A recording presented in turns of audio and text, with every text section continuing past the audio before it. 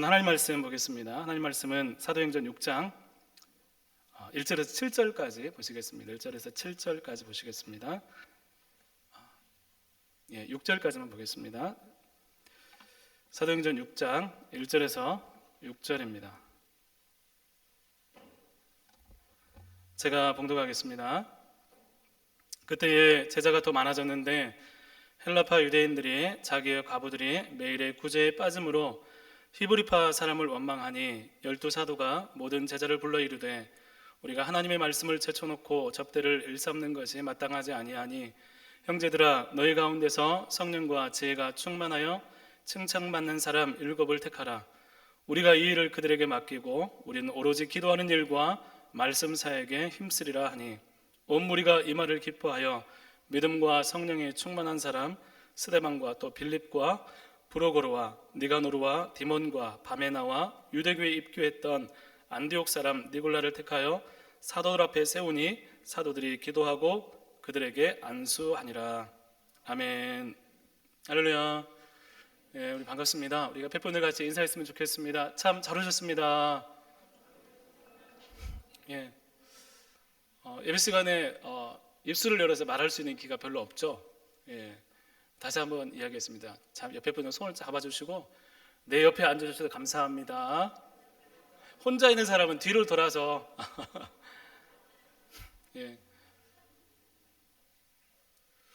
여러분, 우리 교회를 선택할 때 아마 쉽지 않은 것 같아요.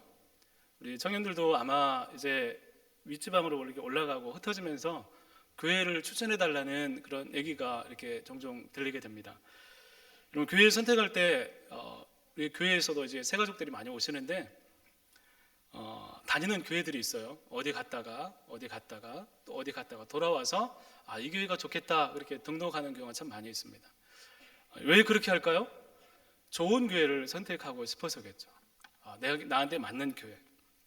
그런데 여러분, 이 땅에 교회 중에 정말 마음에 들고 모든 것이 완벽하고 모든 것이 완전한 교회가 세상에 존재할까요?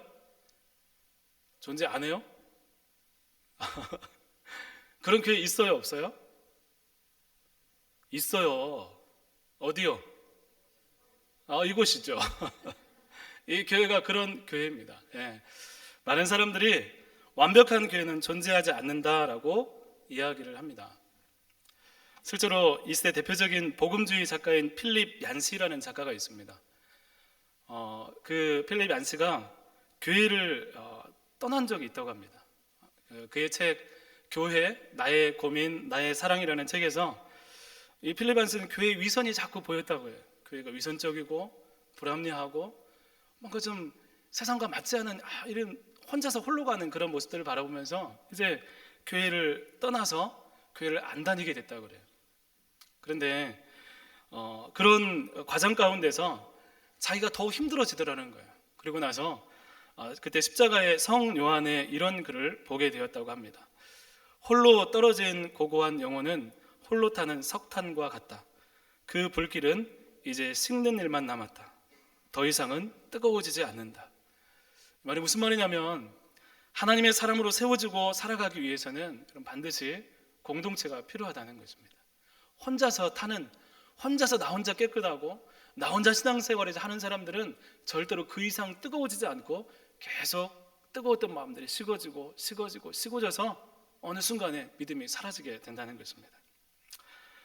여전히 이 사실을 깨닫고 이 필립 얀시가 이제 문제가 있고 여전히 갈등도 있고 또 위기도 있고 위선도 있지만 그 교회로 돌아왔고 이후에 교회를 고민하게 되지만 사랑하게 되었다라는 내용이 기록되어 있습니다. 여러분, 이 말은 교회가 완벽하지 않으니까 어쩔 수 없다는 식의 무책임을 용인하는 것이 아닙니다. 교회에 문제가 있어도 괜찮아, 교회에 문제가 있어도 다 그런 거지 하고 넘어가자는 이야기가 절대로 아닙니다. 완벽하지 않지만 우리가 성숙을 위해서 노력하고 또 힘을 다해서 문제를 해결하려고 노력하고 예수님을 닮아가려는 모습이 있음에도 불구하고 최선을 다해도 문제가 있을 수 있다는 것을 우리가 기억해야 한다는 것입니다. 문제가 있으니까 더 이상 소망이 없다 결론 내리지 말라는 거예요.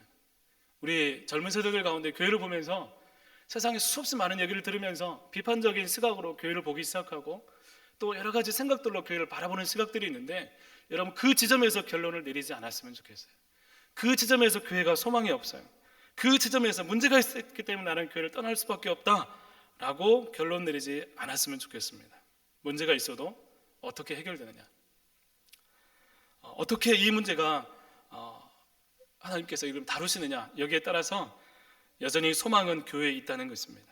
교회를 향해서 구겨지고 비뚤어진 시선을 가진 마음에는 하나님 말씀이 절대로 온전히 들어올 수가 없는 것입니다.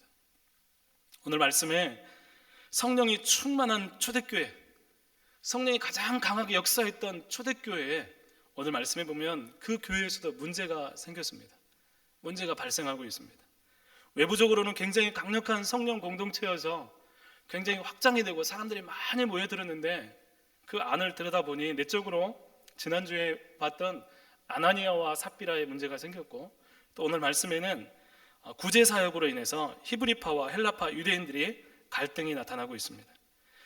헬라파와 히브리파는 유대인이지만, 같은 유대인이지만 그 출신이 헬라적 문화권에서 나온 사람이냐, 아니면 팔레스타인에서 토착적으로 그때부터 태어나면서부터 유대인으로 쭉 끊임없이 그 지역에 살았느냐에 따라서 나뉘는 그런 구별입니다. 오늘 1절 말씀을 보면 당시 과부들은 절대적인 도움이 필요한데 이를 위해서 교회가 매일 구제 사역을 펼쳤습니다. 여러분, 옛날에 그 남편 없이 여인 홀로 사는 게 굉장히 어려운 시대였어요. 그래서 교회가 그 사람들을 매일 구제하는 사역들을 펼쳤습니다. 그런데 헬라파 과부들이 구제 사역의 혜택에서 자주 제외되는 일들이 발생하게 되었습니다. 히브리 사람들은 불평이 없는데 헬라파 사람들에서 왜 우리만 자꾸 빠지지? 이런 생각이 들고 이런 대접이 다가오자 여기에 이제 불평을 제기하고 원망을 하게 된 것입니다. 헬라파 과부들의 어려움이 외면당하고 이 일이 헬라파와 히브리파 사이의 갈등의 이유가 되었습니다. 여러분, 이것을 가만히 두면 어떻게 될까요? 교회가 쪼개지겠죠.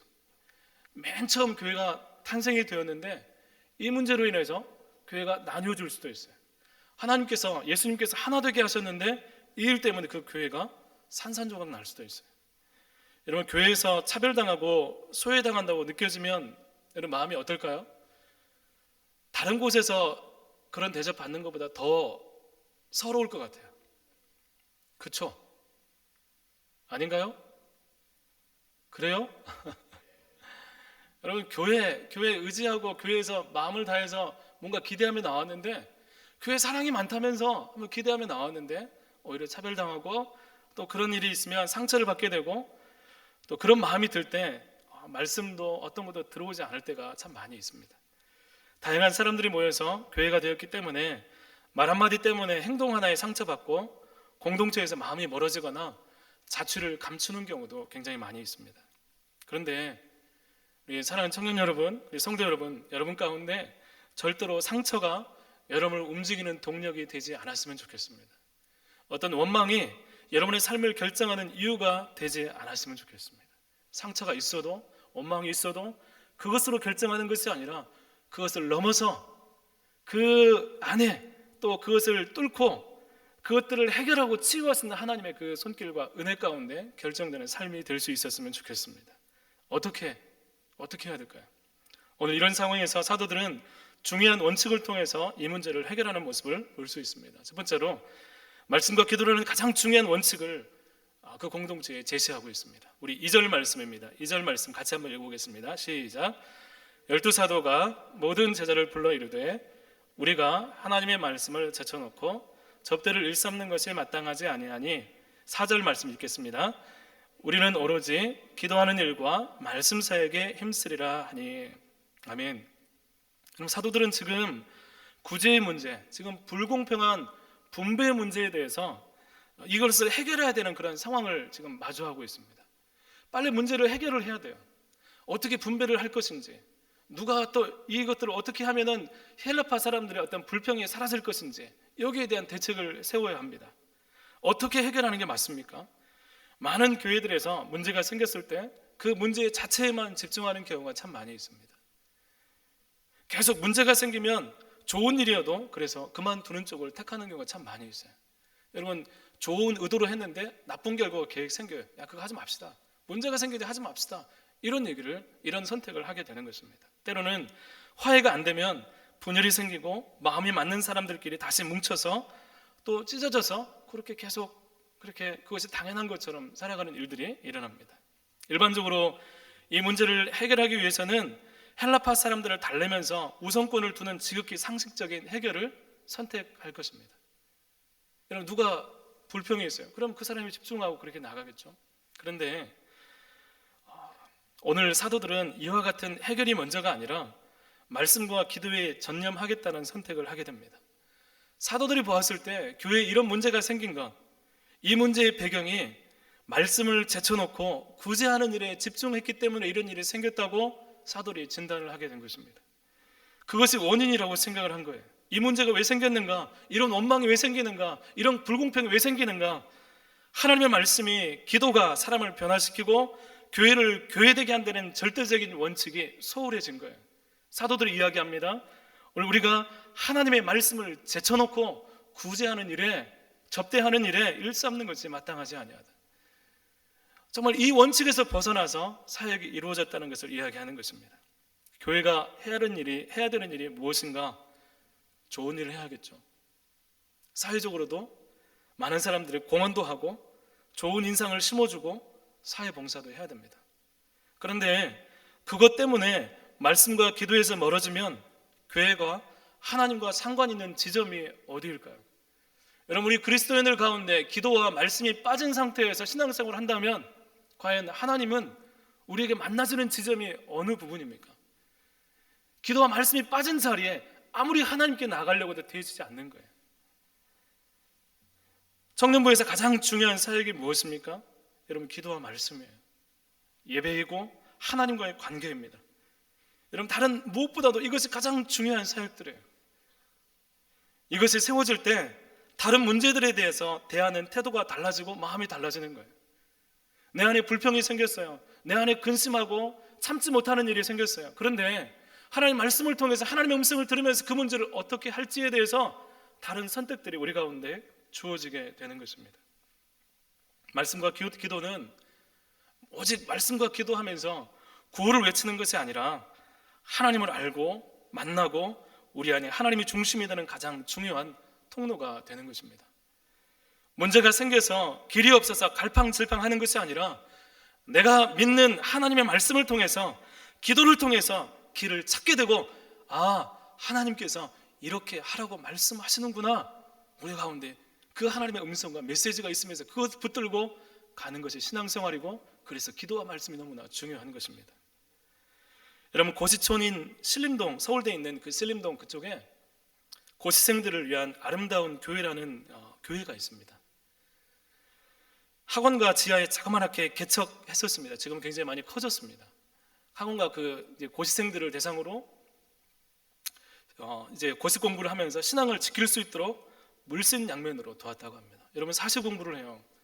사시 공부를 하는데 여러분, 교회 갈 틈이 있겠어요, 없겠어요? 여러분, 공부를 하면서 공부를 해야 되는데 우리가 뭐 무시하는 거 아닙니다.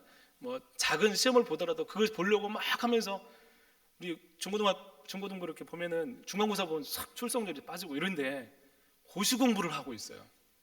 여러분, 교회에 나올 수 있는 시간이 넉넉하지 않겠죠.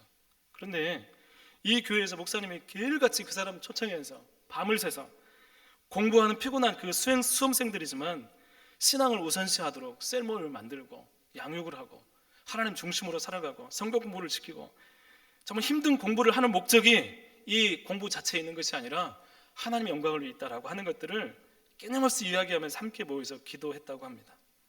그 교회에서 사시 합격하는 사람이 10명에서 20명 정도 계속 배출되고 있었다고 그래요. 그런데 2005년도에 무더기로 41명의 사시 합격자가 배출되었다는 거예요. 여러분, 신문에까지 났어요. 하나님 앞에 기도하고 하나님 중심으로 살고 내가 공부하는 이유가 다른 것이 아니라 하나님 때문입니다라고 그렇게 양육을 받고 그렇게 신앙생활을 했는데 이런 결과가 나온 거예요. 그리고 3년간 70명이 넘는 합격자를 냈고 소식이 알려지고 이후에 그 교회에서만 출신만 약 500여 명의 사시 합격자가 배출되었다고 합니다. 몇 명이 합격했다는 것이 중요한 것이 아니라 무엇을 우선하고 그렇게 해도 된다는 거예요. 내가 시험이 있으니까 이건 내려놔야지, 내가 급한 일이 있으니까 잠깐 쉬어야지, 이게 아니라 오히려 하나님을 붙들고 하나님 중심으로 살고 말씀 가운데 살고 이 하나님 말씀을 중심으로 내가 살아도 그렇게 해도 된다는 거예요. 말씀과 기도로 하나님과 관계를 먼저 세워도 됩니다. 여러분, 손해 안 봅니다. 안 해보고 경험하지 못해서 문제에 집중하는 것입니다. 문제가 있어서 해결할 일이 있어서 급한 일이 있어서 하나님과의 관계를 소홀히 하면 하나님도 그 인생에 소홀할 수밖에 없는 거예요. 하나님을 먼저 찾는 믿음이 승리하는 것입니다. 말씀과 기도 가운데 우리에게 주어진 삶을 감당할 수 있는 능력이 부어집니다. 여러분, 우리가 하나님 앞에 말씀 붙잡고 기도하며 나갈 때 아무 일도 일어나지 않는 게 아니라 우리 삶 가운데 내가 선택하는 일에 결정하는 일들 가운데 하나님의 지혜가, 하나님의 능력이, 하나님의 은혜가, 인도하심이 그 가운데 풍성하게 부어지는 것입니다. 말씀과 기도에 집중했더니 삶의 문제들을 새롭게 바라보는 영적인 시야가 열리는 것입니다. 이것 없이 하나님을 제대로 믿을 수 없는 거예요. 말씀과 기도를 통해 우리는 상처가 아니라 치유를 선포하는 사람이 되는 것입니다. 그러므로 사랑하는 청년 여러분, 기도하고 말씀에 귀를 기울이십시오. 그리고 직접 하나님에 대해서 궁금히 여기고 하나님을 찾는 일에 대해서 정말 진지하게 하나님께 나갈 수 있는 우리 청년들이 될 수 있기를 간절히 소망합니다. 두 번째로, 하나님께 쓰임받는 사람의 분명한 기준을 제시하고 있습니다. 오늘 3절 말씀입니다. 3절 말씀 같이 한번 읽어보겠습니다. 시작. 형제들아, 너희 가운데서 성령과 지혜가 충만하여 칭찬받는 사람 7을 택하라. 우리가 이 일을 그들에게 맡기고. 우리 5절 6절도 같이 읽겠습니다. 시작. 온 무리가 이 말을 기뻐하여 믿음과 성령이 충만한 사람 스데반과 또 빌립과 니가노르와 디몬과 바메나와 유대교에 입교했던 안디옥 사람 니굴라를 택하여 사도들 앞에 세우니 사도들이 기도하고 그들에게 안수하니라. 아멘. 여러분, 일이 생겼어요. 문제가 생겼어요. 안건이 생겼습니다. 그때 해결하려고 하는 사람들의 의견들과 또 추천하려고 하는 사람들이 굉장히 많이 있지 않겠습니까? 여러분, 어떤 문제가 생겼어요. 이렇게 해야 돼, 저렇게 해야 돼, 누구를 통해 하자, 저 사람이 잘해, 수없이 많은 근거와 이유들을 많이 제시할 것 같아요. 때로 여러 관계를 통해서 사람들이 세워지고 때로는 인기를 통해서 드러나게 되는 경우가 참 많이 있습니다. 여러분, 우리 흔히 교회 일군 세울 때 인기 투표다 이런 얘기를 가끔 하잖아요. 그런데 오늘 말씀에는 사도들이 말씀과 기도라는 대원칙을 제시하고 이 구제의 문제를 해결할 사람의 기준을 정하고 있습니다. 그 정한 기준이 사도들의 위임을 받아서 이제 이 사람들은 이제 새로운 리더 그룹으로 등장해야 되는 사람들이었습니다. 이들을 뽑는 기준이 헬라인이냐 히브리인이냐, 그가 어떤 직업을 가졌느냐, 학벌이 무엇이냐, 재산이 얼마인지도 따지지 않습니다. 불공평에 대한 문제를 해결하면서 이 문제를 맡길 사람의 기준은 오롯이 성령이 충만하고 지혜가 충만하고 칭찬받는 사람이었습니다. 반드시 성령이 충만하고 하나님과 친밀하고 예수 그리스도의 복음에 확신이 있는 그 사람을 사도들은 세울 수 있도록 사람들에게 기준을 제시하고 있습니다. 일을 처리하고 사람들의 요구를 조율하고 처리하는 지혜가 있는 사람이어야 한다는 것입니다. 여러분, 이것은 하나님의 기준이고 이런 자격을 갖춘 사람이 이 문제를 해결하고 감당하고 하나님께 쓰임받는다는 것입니다. 모든 제자들이 이를 기뻐했습니다. 불평하지 않고 이 기준에 대해서 다 같이 동의를 하게 됩니다. 내가 어떤 직업을 갖고 있는 것보다 세상에서 무엇을 이루었느냐를 생각하기 전에 여러분, 하나님께 쓰임받는 것이 너무나 중요한 것입니다. 내가 어떤 직업을 가지고 어떤 사람들이 성공했다는 많은 것들을 가졌다 할지라도 그것의 목적이 하나님이 아니면 결국 끝에 가서 허물을 경험하게 되고 공허함을 경험하게 되고 그 마음 가운데 채워지지 않는 것들을 다른 것들로 채워가면서 결국 비극으로 끝나는 삶을 살아가게 됩니다. 여러분, 이것이 본질입니다. 이 7 집사가 세워지면서 이후에 이들의 행적이 기록되는데 이들은 가히 사도들과 견줄 만한 굉장히 권위 있고 능력 있는 사도행전을 써내려가는 사람들이 되었습니다. 많은 교회에서 분란이 생기고 분열과 상처가 생기는 것은 그곳에 세상적으로 뛰어난 사람이 없어서 분란이 생기는 게 아닙니다. 그곳에 막 능력이 없는 사람, 능력이 있는 사람이 없어서 문제들이 생기는 것이 아닙니다. 오히려 능력이 많고 세상적으로 뛰어난 사람이 너무나 많아서 분열이 생기고 문제가 생기고 교회가 갈라지고 서로 다투고 싸우는 일이 생기는 것입니다. 사도들은 이 문제를 영적인 권위를 가진 사람들에 의해서 세상과 다른 해결이 주어지도록 하게 한 것입니다. 우리 청년부에 이런 권위를 가진 청년들이 세워졌으면 좋겠습니다. 여러분, 사람들의 마음을 온유하게 하고 세상적인 이야기와 가치를 따라 문제를 해결하는 것이 아니라 기도하고 영적인 권위가 있어서 청년들 가운데 또 세워가고 또 그 말이 공감이 가고 하나님께로 세우고 인도하는 사람, 그 리더들이 청년들 가운데 일어나고 그런 사람이 될 수 있는 그 마음이 우리 청년들 가운데 깊이 풍성하게 일어났으면 좋겠습니다. 지혜를 통해 탁월한 하나님의 음성을 들려줄 수 있는 그런 사람들이 많아졌으면 좋겠습니다. 그런데 이런 삶은 절대로 단시간에 이루어지거나 나타나지 않는다는 거예요. 지속적으로 훈련하고 또 하나님께 쓰임받기 원하고 매일의 삶을 신실하게 살아갈 때 문제 가운데 드러나게 되고 특별한 사역 가운데 하나님이 사용하시기도 한다는 것입니다. 그리고 이런 사람은 늘 소수예요. 여러분, 대다수 많은 그룹이 있다면 하나님께 사모하고 집중하는 사람은 왜 그런지 모르겠지만 대부분 소수예요. 소수의 특별한 사람이 마음을 품고 하나님 앞에 기도하며 준비된 마음으로 그렇게 있을 때 마음의 중심을 흔들리지 않고 하나님께 맞추어 나갈 때 때가 되었을 때 하나님께서 그 사람을 들어 사용하시는 것입니다. 늘 기독교 역사 속에서도 평상시에 준비된 소수가 역사를 일으킵니다. 하나님께 준비될 때 우리를 사용하시고 인도하시는 하나님의 손길을 경험하게 됩니다. 사랑하는 성도 여러분, 그리고 청년 여러분, 하나님이 쓰실 사람을 찾을 때 자연스럽게 하나님께 붙들림 받은 사람이 되고 하나님께 기억함이 되어서 하나님께 마음껏 쓰실 수 있는 그런 준비된 청년들 또 성도들이 될 수 있기를 간절히 축복합니다. 미국의 한 작은 마을에 늘 지기만 하는 고등학교 미식 축구팀이 있었다고 합니다. 여러분, 너무나 지니까 이 격려 차원에서 마을의 한 부자가 야, 이번 경기에 너희들이 이기면 다들 선수들에게 차를 한 대씩 선물하겠다라고 약속을 했다는 거예요. 여러분, 이 선수들은 들떠서 자동차가 생기니까 얼마나 좋겠어요. 열심히 노력하고 힘을 다해서 막 훈련을 합니다. 맹렬히 연습을 합니다. 마침내 결전이 날이 되어서 선수들은 비장한 각오를 시작하면서 와 하고 달려갔다는 거예요. 결과가 어땠을까요? 이겼을까요? 예, 졌습니다. 38대 0으로 대패했다고 합니다. 여러분, 차에 대한 욕심이 영패의 원인이었다는 거예요. 여러분, 준비 없는 환호, 준비 없는 열정, 어떤 아무것도 준비되지 않은 상태에서 좋은 마음을 가지고만 출발하는 것, 이것은 소동만 일으킬 때가 정말 많습니다. 여러분, 청년 여러분, 여러분에게 승리할 수 있는 실력이 필요합니다. 그것은 성령이 충만하고 지혜가 충만하고 그 믿음으로 살아가면서 사람들한테 인정받고 칭찬받는 그런 사람이 되는 것입니다. 여러분에게 저를 써달라는 간절한 마음이 있었으면 좋겠습니다. 그리고 그러기 위해서 하나님이 마음껏 사용하실 수 있는 영적인 상태, 하나님의 기준인 성령과 지혜가 충만하고 그리스도인다운 삶으로 이 세상을 분별하면서 하나님이 오늘도 이 땅 가운데 찾으시는 그런 그리스도인이 바로 여러분들이 될 수 있기를 바랍니다. 성격 공부가 언제 있다고 했죠? 예, 3월달부터 화요일마다 있습니다. 여러분들에게 그냥 얘기하는 것이 아니고 마음의 결단을 하고 성경 공부 내가 해봐야지, 말씀을 또 배워봐야지, 시작을 한번 세워봐야지 결단하고 신청했으면 좋겠습니다. 20명?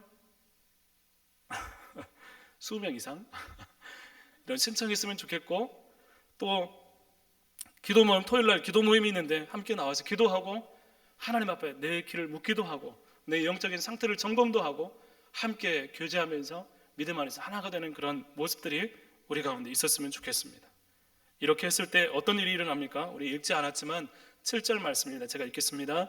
하나님 말씀이 점점 왕성하여 예루살렘에 있는 제자의 수가 더 심히 많아지고 허다한 제사장의 무리도 이 도에 복종하니라. 여러분, 기준을 세웠을 뿐이에요. 그리고 그 가운데 하나님이 쓰시는 사람이 어떤 사람인지 그 교회 가운데 그 기준을 심었을 뿐이에요. 그랬더니 이 말씀이 왕성하게 되면서 더 많은 제자가 많아집니다. 그리고 그 예수 그리스도의 복음을 반대했던 사람들까지도 이 예수 그리스도의 복음 안으로 들어오는 역사가 일어나기 시작합니다. 여러분, 이런 교회가 세상을 살립니다. 이런 공동체가 영혼을 살립니다. 여러분, 교회가 세워질 때, 그런 교회가 있을 때 다른 사람이 사는 게 아니라 곧 우리가 사는 거예요. 인생의 비전이 이곳에서 발견되고 하나님의 뜻을 따라서 쓰임받기 원하고 세상을 변화시키는 사람으로 준비되는 것입니다. 사랑하는 청년 여러분, 교회 와서 여러 가지 주변적인 것도 있겠지만 하나님을 만나고 경험하면서 여러분의 삶에 하나님이 준비하시고 하나님이 계획과 뜻이 세워지는 귀하고 복된 삶이 될 수 있기를 주님의 이름으로 축원드립니다. 함께 같이 기도하겠습니다. 하나님 아버지, 감사합니다. 오늘 말씀 가운데 하나님 우리에게 말씀하시는 음성을 듣고 또 주님 앞에 기도하기 원합니다. 하나님 아버지, 우리 가운데 말씀과 기도로 또 하나님께서 쓰시는 정말 성령이 충만하고 지혜가 충만하고 사람들이 칭찬받는 정말 이 하나님의 기준 가운데 또 우리가 쓰임받기를 소망하며 또 이렇게 준비될 수 있도록 하나님 도와주옵소서.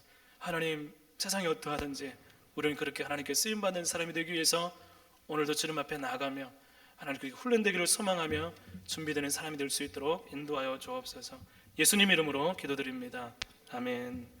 우리 시간 말씀을 기억하면서 함께 찬양했으면 좋겠습니다. 내 마음에 주를 향한 사랑이. 찬양하면서 정말 하나님께서 찾으시는 사람, 하나님께서 인도하시는 사람이 어떤 사람인지 함께 생각하고 또 우리가 그렇게 쓰임받는 사람이 되기를 소망하면서 하나님께 나갔으면 좋겠습니다. 내 마음에 주를 향한 사랑이, 찬양하겠습니다.